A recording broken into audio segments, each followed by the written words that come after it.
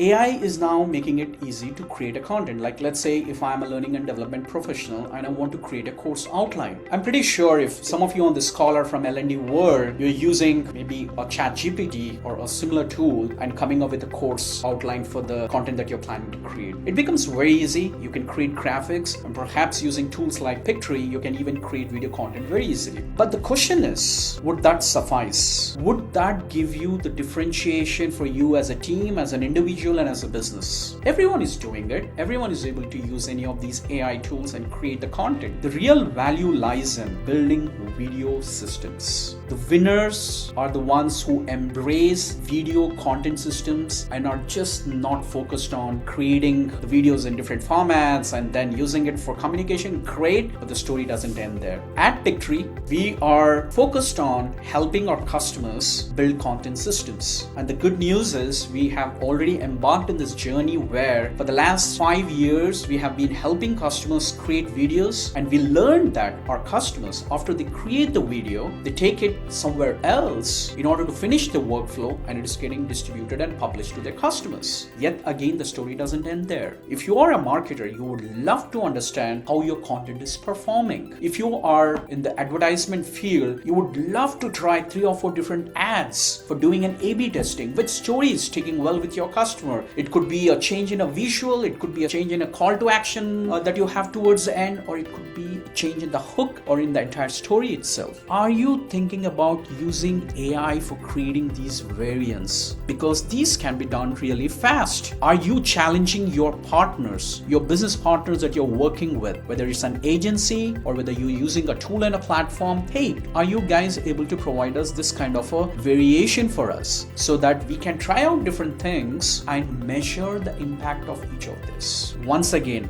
that is not the finish line. The next piece is, after you measure what's working and what's not working, can that feed back into your creation step? If you as a business professional and a subject matter expert have created, let's say, a training video, and you have seen that a certain video has done really good, the engagement has been really nice, the completion rates of videos have gone up, people did really good in the courses after they've taken the video, and they're using the concept that they have learned in their day-to-day job, as a result of which they have been very effective. One simple outcome could be maybe the accidents on the shop floor have significantly gone down, and there is a reason behind that.